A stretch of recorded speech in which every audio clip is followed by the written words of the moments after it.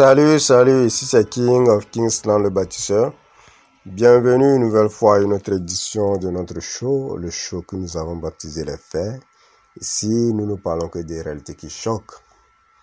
Ce soir, nous allons parler d'un sujet qu'un de nos très chers abonnés a demandé, a suggéré. Et donc, nous avons intitulé ce sujet « Les hommes invisibles ». Nous avons déjà fait le sujet sur les femmes invisibles. Aujourd'hui, c'est le tour des hommes. Les hommes invisibles, qui sont-ils? Je suis sûr que chacun de vous a déjà entendu parler de la loi 80-20, là. La loi de Pareto, c'est ça. Bon, cette loi, elle est valable au niveau de la séduction aussi. Elle est même plus que 80-20. Dans la séduction, on peut dire qu'elle est de 90-10. 90-10, c'est-à-dire que 90% des hommes ne sont pas visibles pour les femmes. Les femmes ne les voient pas. Elles ne voient que les 10%. Donc, ces hommes invisibles ont des critères qui les rendent invisibles aux yeux des femmes. C'est que quand une femme sort, elle ne voit même pas les hommes. Elle voit 10% d'hommes, et puis les autres qu'elle voit là, c'est des femmes. On voit un peu. Et parmi les hommes invisibles, on va commencer par le cours.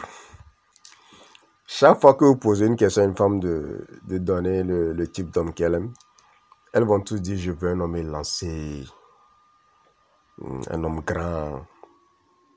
C'est pas, elles ont horreur des hommes courts. Et les hommes courts, ouais, souvent il y a aussi des hommes courts là. Il y a des hommes courts qui sont un peu chétifs là. Et puis il y a aussi des hommes qui sont un peu dodus. C'est deux types d'hommes qui sont pas du tout beaux à voir. Donc quand la femme voit ça en même temps là, elle est dégoûtée. Elle a envie de gerber. Ouais, les femmes, chez les femmes, les critères de sélection sont sans pitié, malheureusement. C'est pas de leur faute, c'est la nature qui a programmé les choses comme ça, donc on accepte. Ouais, un peu.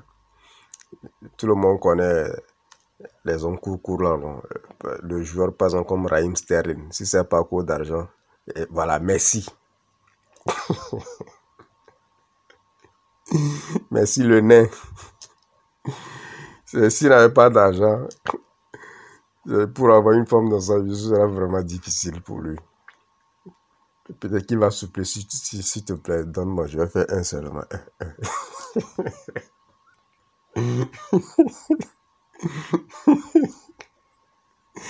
Ouais, un peu, les gens comme Messi là, les femmes ne les voient pas. Vous voyez? Donc il y a les courts. Les femmes ont vraiment horreur des hommes courts. Je ne sais pas pourquoi, mais les hommes courts, c'est leur totem. Ensuite, il y a les hommes laids. Le type d'homme que les femmes aiment, c'est le type d'homme qui se lèche les lèvres là, sur les réseaux sociaux là. De nos jours, on voit un groupe d'hommes là, qui ont développé des techniques pour se lécher les lèvres. On dirait des lézards. Ouais, un peu. Ça, c'est les hommes que les femmes aiment. Parce que d'après les femmes, ce sont des hommes beaux. Et d'après la science même, la femme aime la beauté. Et la beauté chez un homme augmente. C'est la probabilité de l'orgasme chez la femme. Les femmes n'aiment pas les choses qui sont laides. C'est dans leur nature. C'est pourquoi, quand elles trouvent quelque chose qui est déjà beau, elles vont s'agglutiner là-bas en même temps. Et quand c'est laid, elles s'éloignent. Ouais, un peu. C'est les hommes qui font avec n'importe quoi. Ils jonglent. Bon, ça, c'est pas très ça, mais bon, ça peut aller. Ça, c'est les calculs des hommes. Les femmes ne font pas ça. Si vous êtes laid, tout de suite là, vous êtes éliminé. Voilà. Les gens vont dire que non, je vois des hommes laids avec des femmes. J'en viens. Sinon, la laideur, là, ça ne fait pas partie des critères. En tout cas, les critères naturels de sélection de la femme, la laideur ne fait pas partie. Elle n'aime pas les hommes laids. Donc, les hommes laids aussi font partie des hommes invisibles. Maintenant, il y a les pauvres. Ce que les gens appellent moisi là. Si tu vas en Afrique, un homme moisi comme ça, il était venu me draguer. Voilà. En Afrique, là, c'est moisi qui passe. Un peu. Les pauvres sont invisibles. C'est que eux là, même quand les femmes portent les loupes, elles n'arrivent pas à les voir. Au moins les autres là, quand elles portent les loupes, peuvent les voir. Mais les hommes pauvres, quand les femmes portent les loupes là, elles n'arrivent pas à les voir. Même au microscopique, les femmes ne peuvent pas les voir. Ils sont invisibles. Vous voyez un peu. Ils sont totalement invisibles aux yeux des femmes. Donc, il y a les pauvres aussi que les femmes n'aiment pas. Donc, ça, c'est la liste des hommes invisibles. Maintenant, il y a une autre catégorie des hommes invisibles, les handicapés. Vous allez vraiment m'excuser. Même une femme qui est handicapée ne préfère pas un homme handicapé. Elles sont comme ça, c'est leur critère de sélection. Elle veut le top, la crème des crèmes. Même quand elle n'a rien. Vous ne voyez pas les femmes, elle est tellement pauvre. Comme un rat d'église, mais elle veut l'homme le plus riche du monde. Elle est laide, mais elle veut l'homme le plus beau du monde. Elle est courte, mais elle veut un homme qui fait 3 mètres. Elle est obèse et puis elle veut un homme athlétique. Elles sont comme ça. C'est leur critère de sélection. On ne peut rien faire. Mais les hommes, ils acceptent tout. Voilà, c'est parce que c'est des gens qui ne se donnent pas de valeur. Un peu. Donc les femmes n'aiment pas aussi les handicapés. Demandez à une femme si elle va accepter d'épouser un handicapé. Elle ne va jamais le faire. Oui, un peu. Elle n'aime pas ces hommes-là aussi. Ces hommes-là aussi font partie des hommes invisibles aux yeux de la femme. Les obèses. Les hommes obèses. Les femmes ne les voient pas. Les femmes ne voient pas les hommes obèses. Les hommes obèses sont invisibles à leurs yeux. Ouais. Parce que la femme veut ce qui est correct. Voilà. Ce qui est sur le marché. Voilà, ce qui prend. C'est comme les téléphones. Les femmes ne voient que les iPhones. Tout le reste là. Quand elles prennent ça, bon, c'est parce qu'elles n'ont pas trouvé mieux.